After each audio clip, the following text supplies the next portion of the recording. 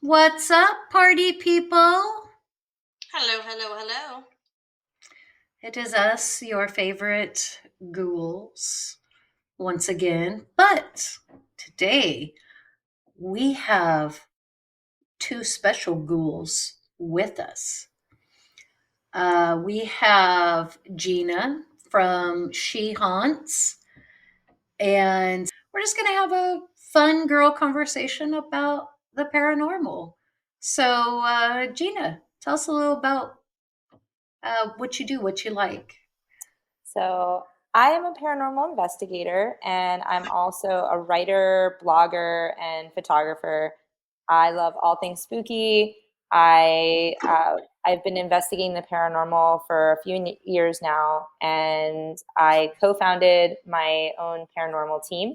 So we do investigations all around South Florida, where I live, and I also write for Paranormality magazine. I'm a freelance writer and I focus on paranormal happenings, interviews, and spooky art. I also really enjoy taking photographs in cemeteries as I kind of grew up always interested in art and I pursued a degree in art and I love sculpture and I love interesting design and where is a better place than an old cemetery to find really cool headstones and statues. So it's quiet and you can kind of, do your thing and take your photos in peace for the most part. So I love to do that. And, I'm just generally just a fan of all things spooky. And I really appreciate you guys having me on the pod. Oh, no, I'm very appreciative. I thank you so much for coming and joining us because I've watched your lives, I've seen your reels, and I just want to tell you guys, she did a paranormal investigation in this beautiful cemetery with her team, and I'm not too knowledgeable just yet. I only know about paranormal investigating from what I've seen in movies. So I'm learning about what it is in the real world. And the different techniques that they did was so interesting and just it blew me away, especially the spirit drawing. Um, can you tell us a little about that? Absolutely. So basically, what I'm doing is a combination of two experiments. So the main experiment is called an Estes method, which was founded by a paranormal team out of Estes, Colorado. And what you do in this experiment is the investigator will wear noise canceling headphones, and the headphones will be plugged into a spirit box. A spirit box is a device that shifts through radio stations at a very rapid pace. And the idea is that spirits can speak through the white noise. Now, if you hear a word or phrase or sentence that spans multiple radio stations, this is considered paranormal. And of course, Oh, if you're wow. getting like intelligent words that make sense to your questions or to the location that you're at that you wouldn't normally hear over the radio, that's also an indicator that you might possibly be making a connection with a paranormal entity. I love So this. in this experiment, you also have a blindfold on. And the point of this is you are under a type of sensory deprivation. You can't really see anything around you. You can't hear anything other than the spirit box. So you're very in tune to what you're hearing. And also, it keeps the investigation honest because the other investigators with you are asking questions to the spirit. And you, while listening to the headphones, just speak what you hear in those headphones. But you can't see what they're saying. You can't lip read or anything like that. So it's just genuine what you're hearing, you're speaking. Now, the other experiment that I implement with this is I take a sketchbook and a marker and I draw whatever comes to my mind's eye. As I mentioned, I'm an artist. I went to school for art. I'm a very artistic person and I'm a very visual person. I have a photographic memory. I can take a picture of a page in a book and remember that page. It's just something I've had my whole life. And so in this sensory deprivation, I might think of an image, I might think of a thing, a person, or a place, and I draw what's in my mind's eye blindfolded. So, this is a type of what's called automatic writing. Now, I don't claim to be a psychic. I know some people that are psychic do this practice, but in my case, what I'm doing is I'm in sensory deprivation and I'm just drawing whatever comes to my mind, whatever pops in my head. Now, sometimes these drawings mean nothing, and sometimes they correlate extremely well with what's going on in the investigation. And I think when you were watching it, there might have been some faces that were drawn that Yes, there kind of made was. sense with what was happening. And it was a little spooky because I can't see what I'm doing. Yeah. I'm sorry, I didn't mean to cut you off. No, no, no. What was it? What did you say, Lav? Oh, I love the spirit box. It's my absolute favorite. Yeah, it's a great device. Um, I there was something about, because I had, and I won't say their name because it doesn't need to be put out there like that. Um, I had watched a live literally that was an investigation 2 minutes before it told me that Gina's was up. And it was just so hokey. And I don't want to be mean by saying that, but it was staged. It was so staged. It literally was like a bad horror movie. And so then when I saw that yours popped up, I was like, oh, okay, here, this is going to be a beautiful cemetery because I had seen your reels. I knew what to expect. And then I got there and it wasn't what I expected. It was so much more. And I was literally hanging on everything you guys were doing. And it was like you felt this force. I mean, even from the other side of the screen, you just felt like there was just stuff going on. And so when you guys were like, well, we have to end, I'm like, no, no, you can't end now. No. Yeah, that So was I actually was, a crazy night. Like we had to leave. I had to drive someone somewhere really far, and we had to get her on a train, and it was just like it was wild. I was speeding the whole way to get her there because we took too long on the live. So it's a fun fact. but I could understand how, because it really was, there was so much happening, but never once. And I'm a skeptic. You can ask Lavender. I'm a skeptic. I'm quick to call bullshit as soon as I think it. It's like, no, that's no. I can't get behind that. No, Yeah, she tells me that all the time. all the time. I can't get behind that. No. But there was something. There was something in your investigation that just it was kind of like, forgive my kind of juvenile analogy, but it's like, when you hear something going on outside, so you lift your blinds because you don't want them to see you, but you want to see what they're doing, is Mm. what it felt like. It felt like an experience that I was getting to kind of take a peek at a world that I had never experienced. I was getting to take a peek at. Well, I'm So, really glad that you enjoyed it. And it's definitely I don't do lives all the time. I try to reserve them for places that I know are particularly active because I don't want someone to waste their time watching a live and have nothing happen. That's always a bummer too. Hmm. And sometimes it does, sometimes it happens and really nothing goes on. And I feel bad because people show up and they're going, oh, yeah, I want to see some ghosts and I want to hear some ghosts. And it's just a dead night. So it's difficult in that sense. I try not to do them as often, but locations that I've frequented many times. I think in the video we mentioned we brought you guys along to an area where we've been many times. There was like a little mhm. boy's grave.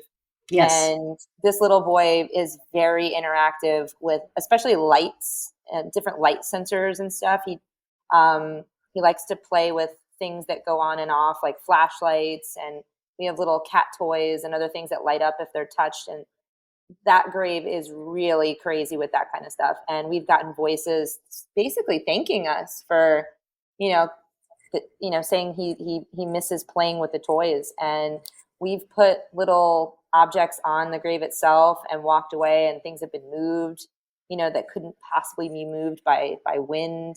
And it's an interesting thing. And I try to, if I'm going to be in a place like that, I try to bring that into the experience for everyone else, because for me it's exhilarating, it's really interesting, and it's sad that there's someone maybe stuck here, or for whatever reason chooses to linger. But it's fascinating to study, and it's fascinating to to research.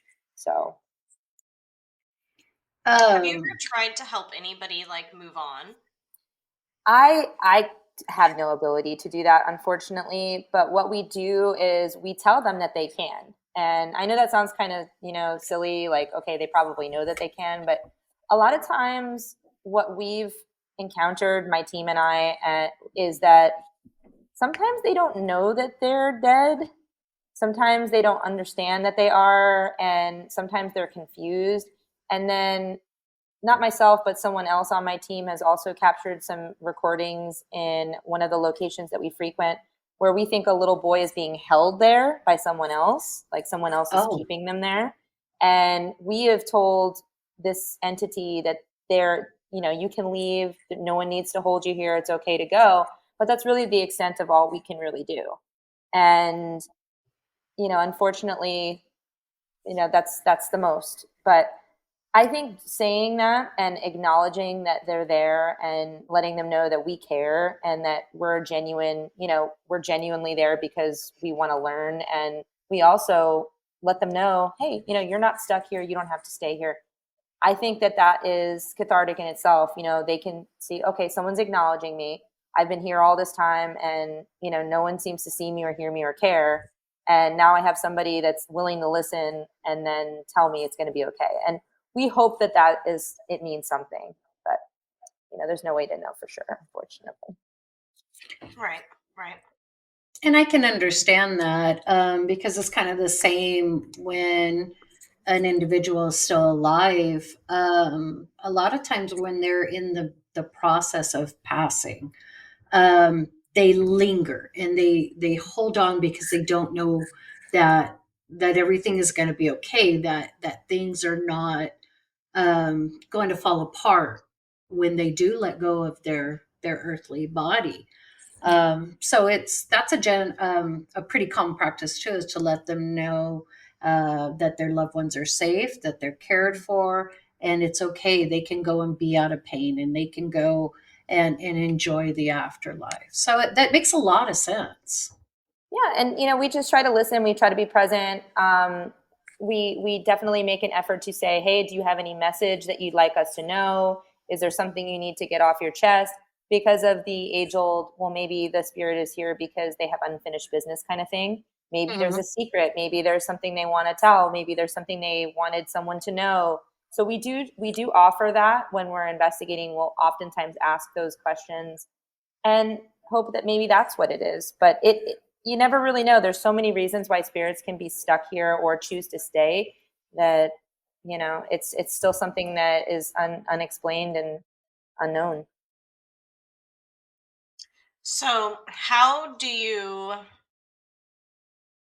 because I mean, like you're a professional at this compared to me and Stacy. So, how do you tell the difference between a demonic entity, a ghost, and like residual energy? Like, do you do you understand what I mean by Oh yeah, residual energy? absolutely, Okay. yeah. So residual energy is usually kind of like, it's almost as if a situation is captured in time, like a movie. Mm-hmm. So this oftentimes can be created by people that have strong energy, emotion, attachments to a situation. For example, let's say every night at 2 a.m. you hear footsteps going up and down the stairs and you hear creaking in your kitchen. And maybe this happened during a time in someone's life when maybe they had a newborn baby and they were stressed out because the baby was ill and they had to keep going up and down the stairs to get formula. And in this moment of their life, they're so stressed out and upset for their baby. So that emotion gets imprinted on the stairs. So every night at 2 a.m., you hear those footsteps, you hear the creaking in the kitchen, and that's all it is. And it's basically just like a movie replaying in that space. And this type of energy is, a lot of people study it, and there is a theory that's known as the stone tape theory. And without getting too far into that, basically the thought process is, there's something to do with the environment that kind of traps this energy.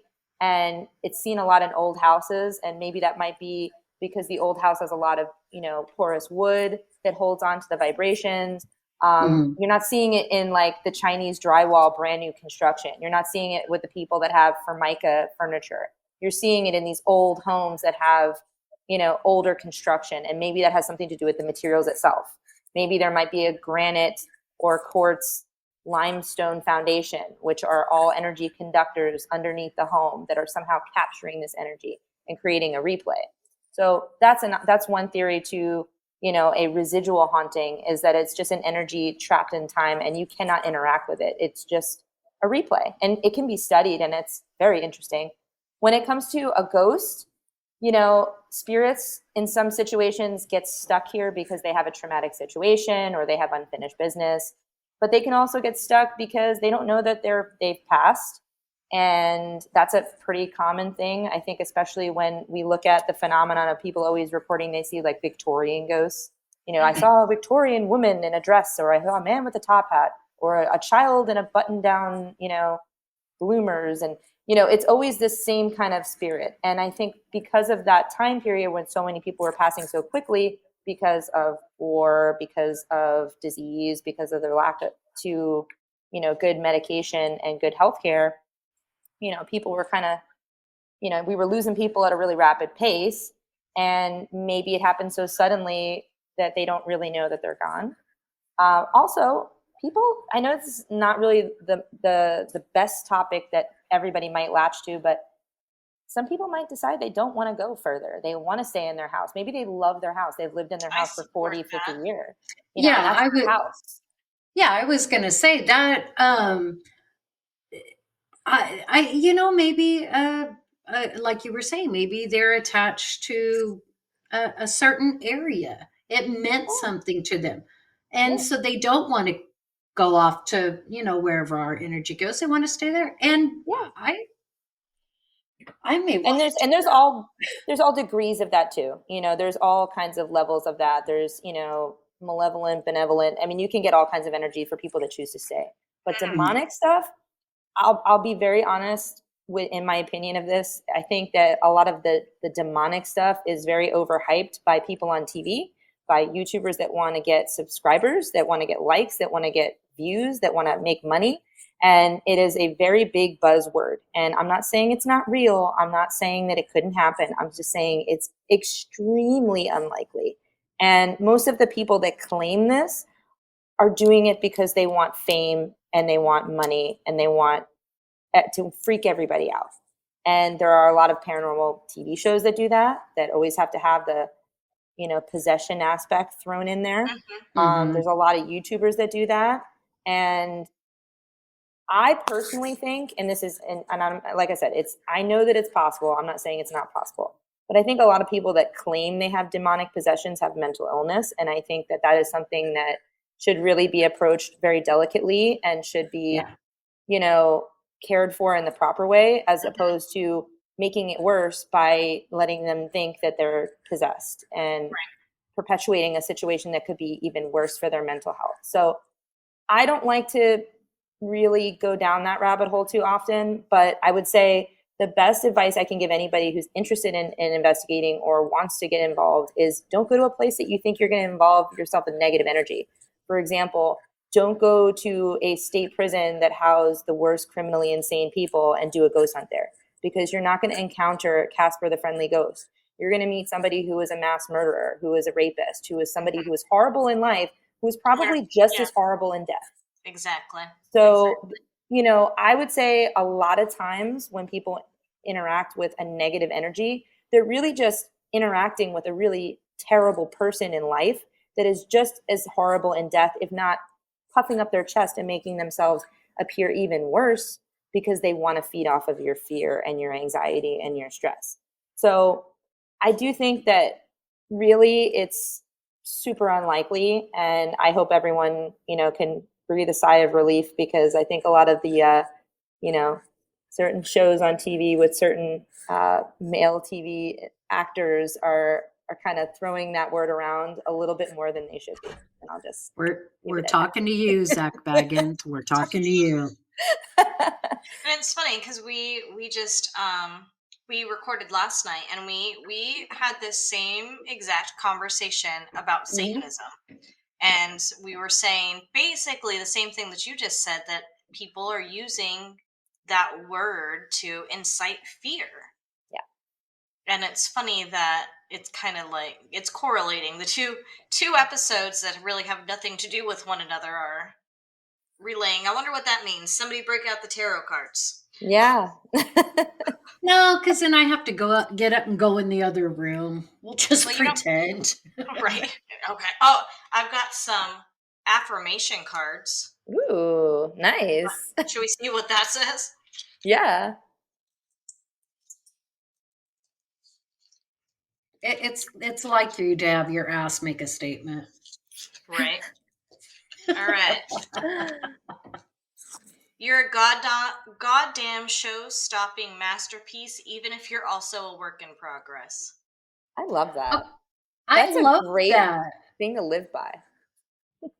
Because that's kind of how I feel what happened. I mean, like, Gina comes on, we ask her to come on, and what does she do? She blows us away with the reality behind paranormal investigations.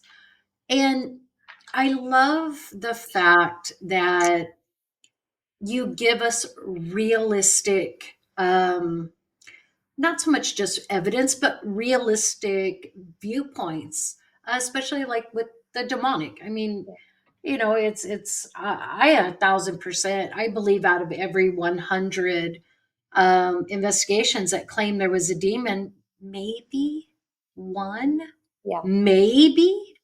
Yeah.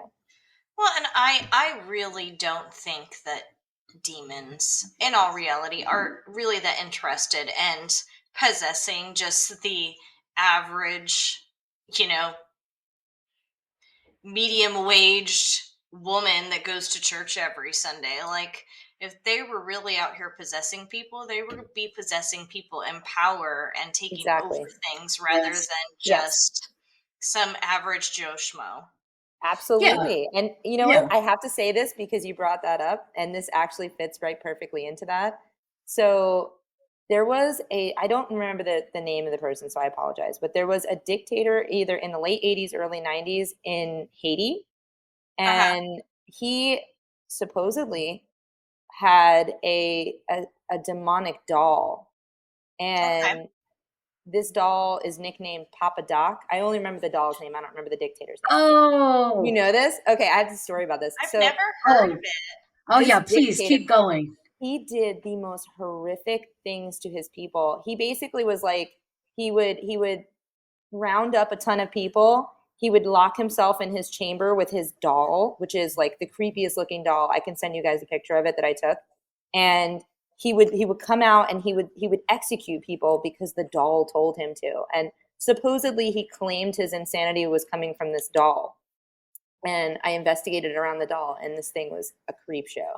But it's funny that you say that because a lot of people felt that he was under some sort of demonic distress, Because of or the doll. maybe because of the doll.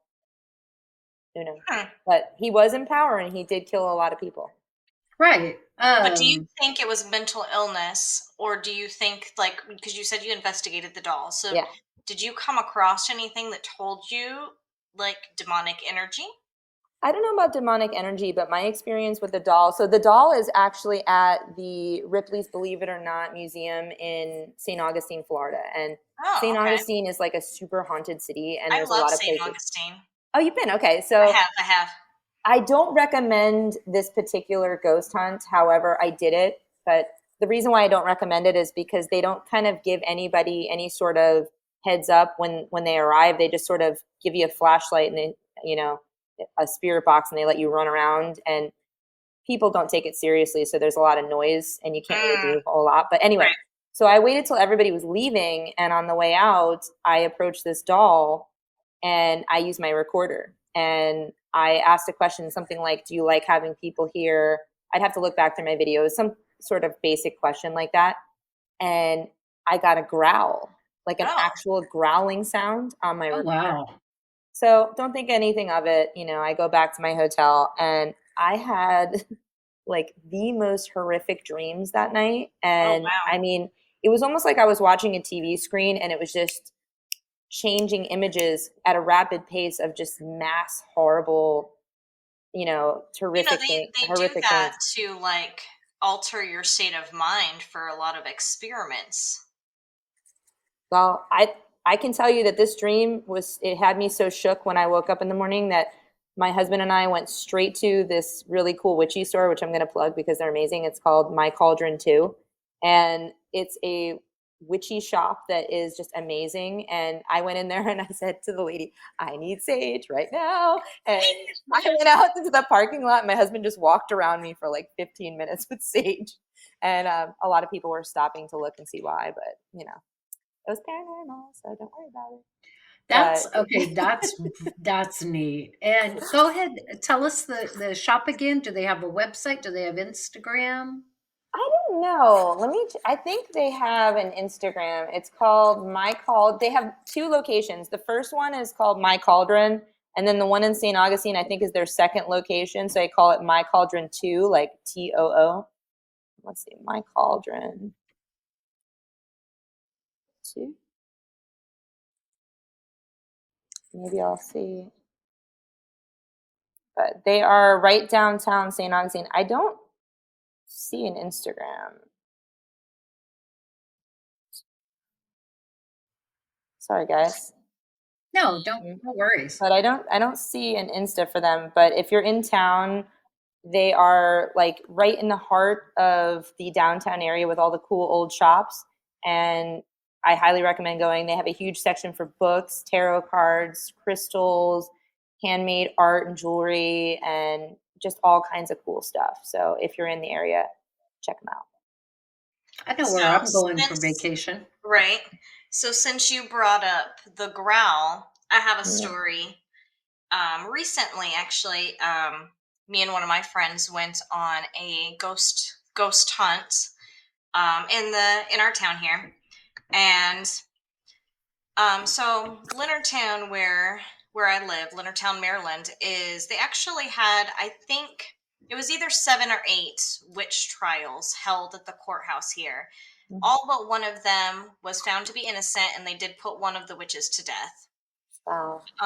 And then they also townspeople murdered another woman that they suspected to be a witch. There was actually 2 deaths during like the Salem witch trials time.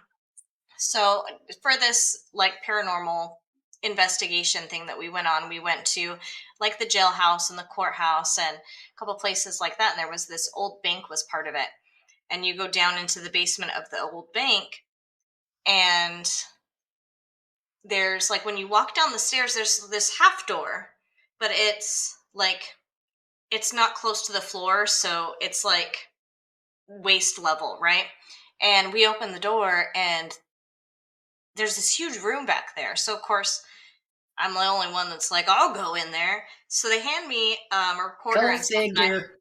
and I walk back there, and it rounds the corner, and I thought like it was just going to go under the stairs more, and it rounds the corner, and it's this long tunnel.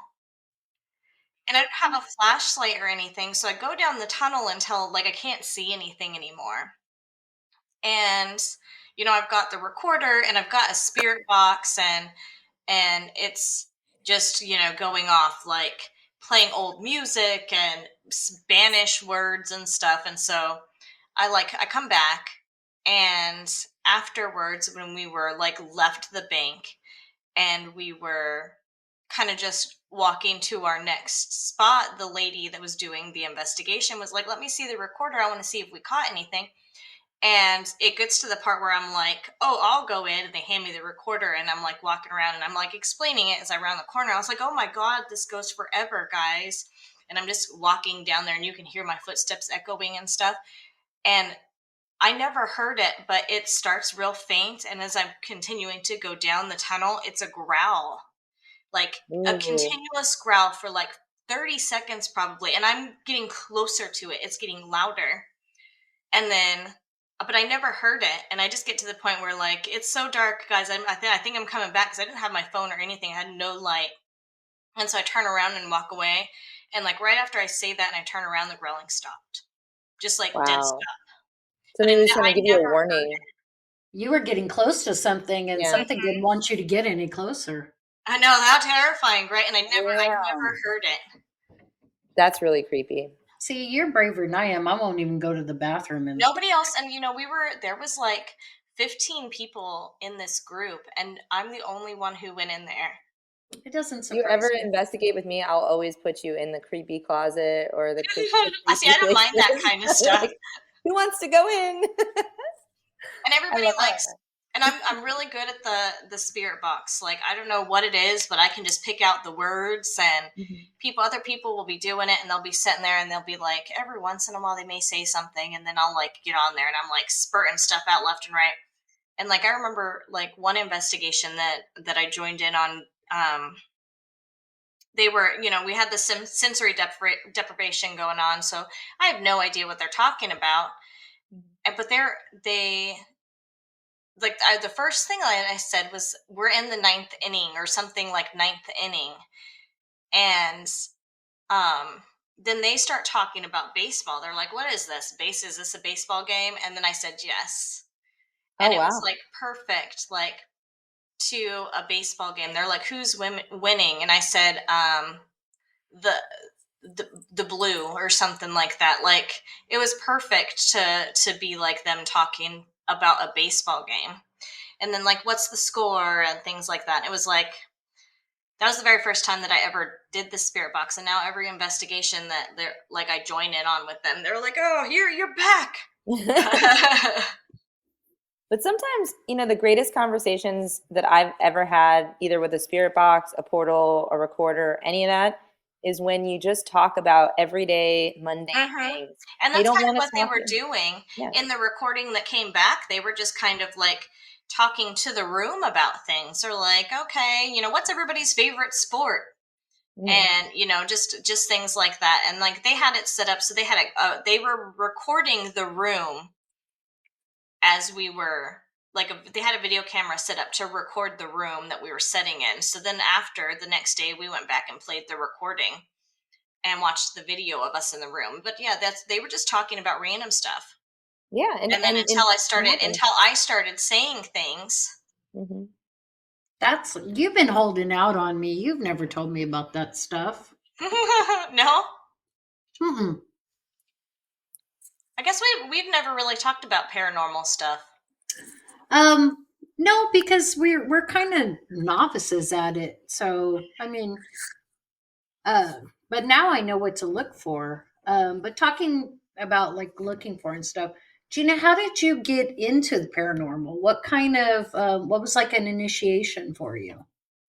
Oh, that's a So, good question.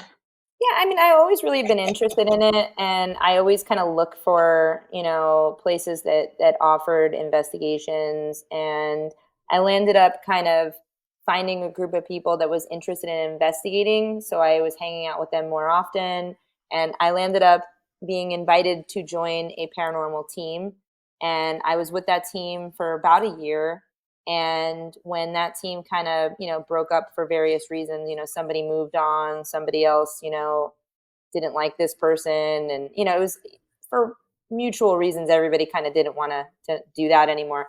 I stayed with a couple of those folks that were on that initial team. So I continued to investigate and then eventually kind of, started my own team. And when I started my own team with my partner, that my other co-founder, we really we were very particular in who we invited to join us, because Hmm. we wanted the right energy. We wanted people that really wanted to do it. We wanted people that really were passionate about helping others, and not just like a weekend activity or something they did for Instagram likes. We wanted to really make a difference, not only for other people that need help, but also for people that wanted to learn. And, we host investigations and we teach people how to use equipment, things like that. But we also really just genuinely want to research. And, the people that we put together that we are working with now are all on the same page, and everybody is just very passionate about experimenting, researching, and, just being a positive force. So it kind of started out fun. We were just doing it for fun. And then now it's more of I would say a passion path. It's something that we all do because we really genuinely want to be there and want to do it all the time. And what a good passion to have. I mean that, and I'm just going to speak out from what you just said is that's probably why your team gets so much activity and so much positive activity is because you're not going in there like, dumb cuffs with, a Dixie cup in your hand. I'm going to look for me some ghosts. You're Yeah, actually there to do a true, more than just an investigation. You're there to have a true experience. absolutely. And Hmm. um I went last year to, speaking of Mr. Zach, I went to his museum. Oh, how was uh, it? I loved it. It was great. My wife went all out for my birthday, and we got the RIP passes and stuff. And it just, there were so many things that he had that was extremely interesting. Hmm. But the very first exhibit that they take you to is Annalisa Michael's exorcism, and Mm. the exorcism tape is playing. The exorcism kit is there with the pictures that it showed. It was like three pictures that showed her deterioration. Hmm. And there were two women that were in the back. And as soon as we went in and sat down, one of because the tape's playing continuously, they don't start it. It's always going. So as soon as you walk in, you hear it. Hmm. And there was, we were in the middle, then there was a row behind us, and then the very last row, these two women were there. And the one turned to her companion, and she's like, "I don't like this. I want to leave." And so they didn't even wait 5 more minutes or anything. They go out, and so then, as part of the RIP, the regular tour, they went out the door. The RIP, went down and went through this little tunnel, and it was just a little tunnel from behind the room, but you could hear the recording as it came through that way. Hmm. And there was something different in the way that I heard it. Not so much like, okay, yeah, different acoustics and things, but there was something more. Hmm. It was like, it was a pleading. There was a pleading to her voice. And I very much believe Annalisa was not possessed. This poor baby had epilepsy. She Mm-hmm. had schizophrenia. She was very emotionally and physically ill, and that's where I kind of get the feeling the pleading was coming from, because it was like, not so much, oh my God, there's a demon, but so much like, I'm scared. Help Hmm. me. So as we went through, I was talking about that experience with my wife, and just out of the blue, the woman that left, that the two women that left, one of them just passed out, Oh, just wow. Yeah. straight out on the floor. And I'm a type 1 diabetic, so I'm like, is she diabetic? Does she do Hmm. we have snacks? Is it stuff like that? Does she need a drink? Is it? And her companion's like, no, she's fine. She has nothing. And it took a good solid 30 seconds or so for her to come back around. Wow. Wow. And she said the same thing when she opened her eyes. She said, I have to get out of here. I'm paraphrasing, of course. I have to get out of here because the things that I just saw behind my eyes, I can't deal with. And they left. Wow. So I wondered, to this day, if maybe she was a sensitive and she didn't know it. Yeah. A lot Maybe. of people Sounds like, are. I feel like everyone is a sensitive. Everyone has the ability to sense things. It's whether or not you're open-minded to it, Hmm. or willing to accept the things Mhm. that you're seeing or feeling or hearing.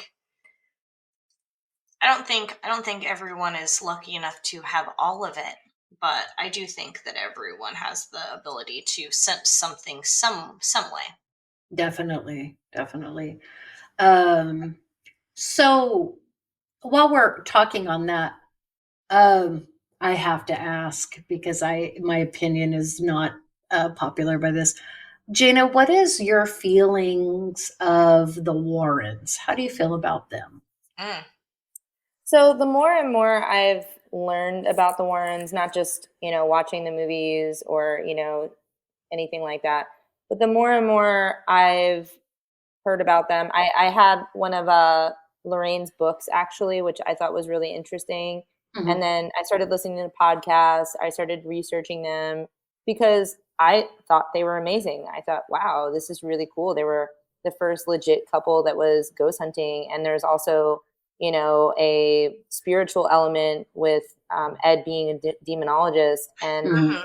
Mhm. as someone who grew up Catholic, I thought that was really interesting. And so the more and more I researched, the more and more it just seemed very suspicious. And I, I can't say for sure, if there's any truth to any of the stories, but I do think a lot of the stories that they put out there, there's a lot of fabricated stuff. It's just it's very odd. Where, for example, I think it was not the Conjuring House.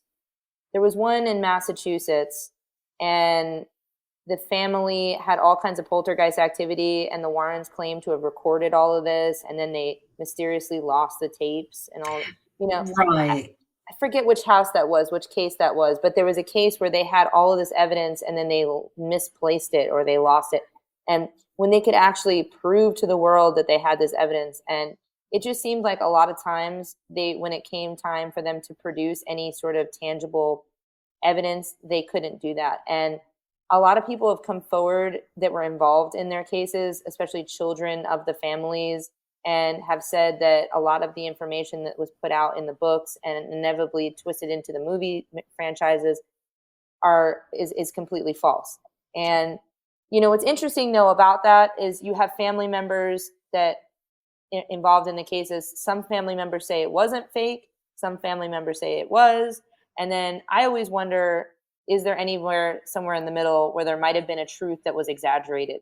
Mhm. And I can see that maybe there was some sort of haunting, maybe there was some sort of situation where they needed help, and then they came in and saw a money making opportunity because at the time, Ed and Lorraine, when they were just touring the United States, giving lectures, writing books, they saw an opportunity to sell the rights to movies and make a ton of money.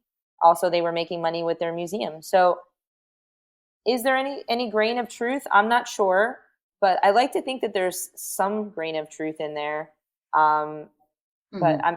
I'm not totally sold one way or the other. I just think at this point, you hear so many stories, and some of it can be backed up, but a lot of it can't. Mhm. So, and of course, the Conjuring House too is just a lot of shade was thrown at in certain people's directions on that, and history comes to basically hate a certain, Bathsheba Sherman. And was she really the demonic person everybody thought she was? Probably Right. not. She was just the right person for the villain that they in Mhm. their story. So She was just mysterious enough yeah, uh, that she could be exploited. right. For me, my opinion on the Warrens changed. I was like you when I first started reading their books and things. Um, I was fascinated with them. I was fascinated because I thought they were truly going out and helping people. Hmm. And I've been a lover of true crime and horror 90% of my life. And then I watched an interview with Jay Anson, who wrote the book on the Amityville Horror. Mm. Hmm. And he talked about his experience in writing and about the DeFeos and then about the family that had moved in.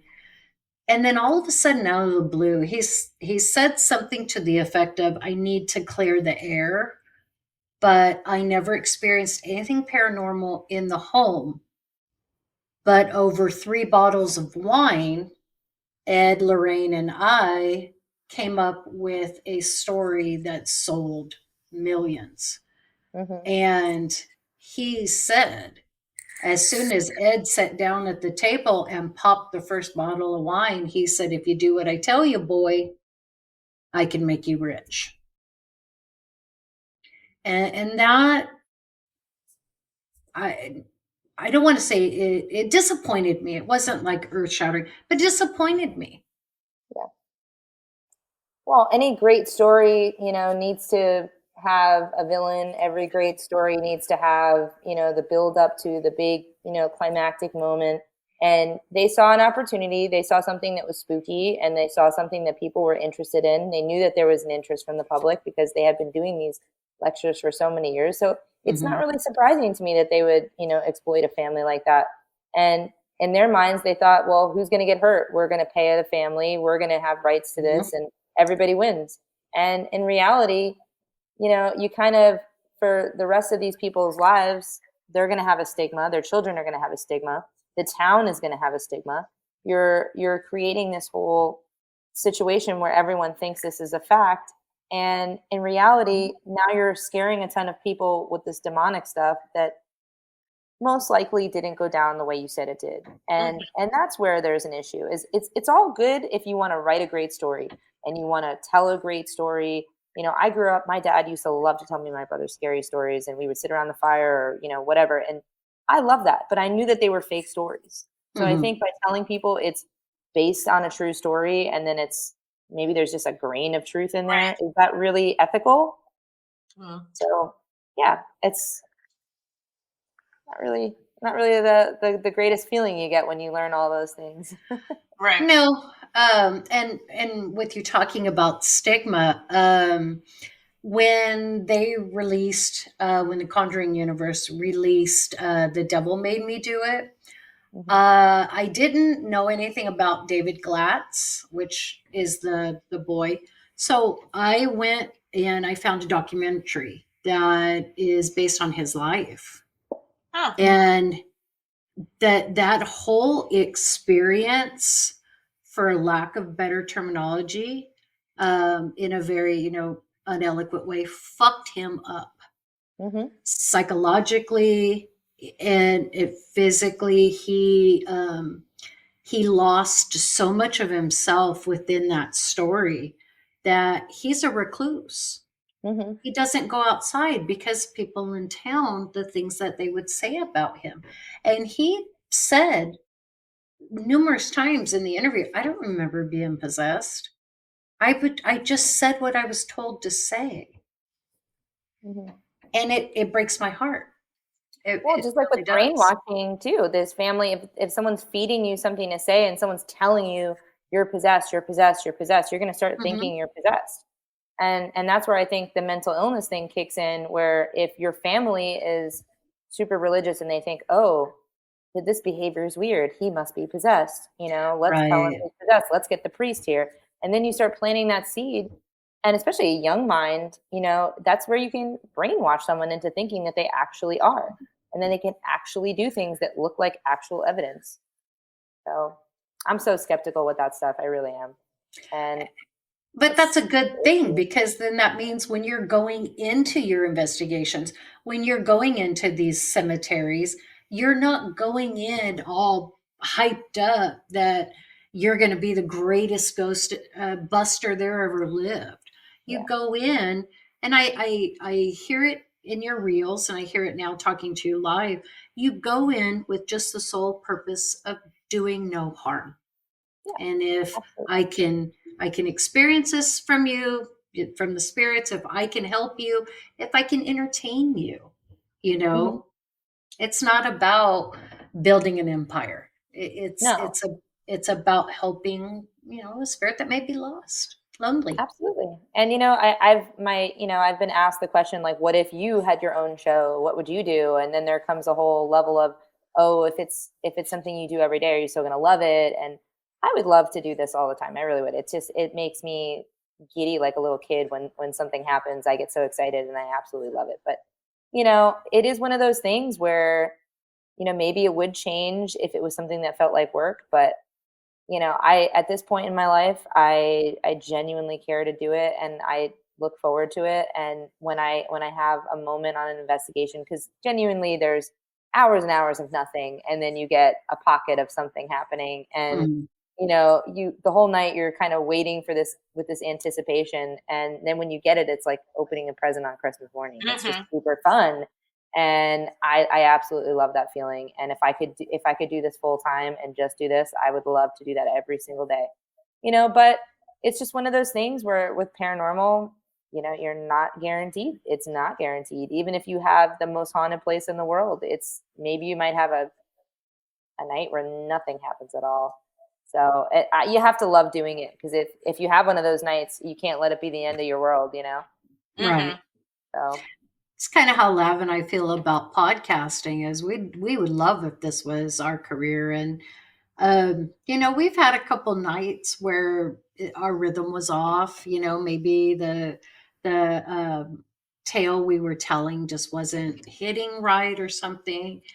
And so we have that passion where we'll stop, we'll leave it alone, and then come back to it like the next week, and damn, we hit a banger. yeah. And that's what it sounds like investigating is as well. Hmm. Well, you have to do it because you love doing it, and I think being genuine is it. Everyone can recognize that, and what you're putting into it is what you're going to get out of it. Mhm. If you're not genuine, people recognize that instantly, and I think that you know you can't pull the wool over people's eyes forever. They'll see that. So it's definitely best to be your authentic self. Right. And think about it truthfully, who better to be than yourself? Um Lab, do you have anything else you want to add or ask, or I don't think so. I mean, I asked all the questions that I had. did you write down questions? Maybe. uh Gina, again, can you tell us the name of your investigation team, where we can find you, where our listeners can find you? Absolutely. So I'm on Instagram and TikTok as She Haunts, and my paranormal team is on Instagram as Afterlife All Stars, and on TikTok Afterlife.allstars. And you can reach out, send a DM if anybody has any questions about investigating. I have a lot of cool resources. If you visit the link in my bio, I have a blog where I talk about different experiments and also ghost hunting equipment that you can get for affordable prices. So, if you have 20, 30, 40 bucks, you can get, started with some equipment. And I try to just be as an open book. And I try to, if anybody reaches out to me about questions, whether it be locations or equipment or experiences, I try to get to everybody's messages as often as I can. And if you want to reach out, please send me a message, or you can also email me at shehauntsofficial@gmail.com. And your artwork, is your artwork available to possibly, decorate somebody's walls, or is that just your own little passion project as well? I am actually in the process of kind of revamping an online store. Ooh. For years and years, I had a witchy store, which it's still up, but it's not active. It was a passion project of mine that, I kind of went in a different direction. So my store is called Black Crystal Coven, but I'm going to be revamping that to a new format. And the new format is going to be more of my own art, and also some very creepy objects that I thrift, because I tend to find like really cool Victorian stuff. And so I'm going to be kind of putting together a shop for all that stuff, but I'm in the process of, I'm not going to release it until it's ready. So that's coming soon. And Well, hopefully that's I'll have that up. exciting. Yeah, thank you. Yeah, I'm looking forward to that because I love old creepy shit. Yeah. I Right? mean, I it's mean, you fun. can. I mean, I love I, thrifting. I mean, I'm an old creepy shit. So,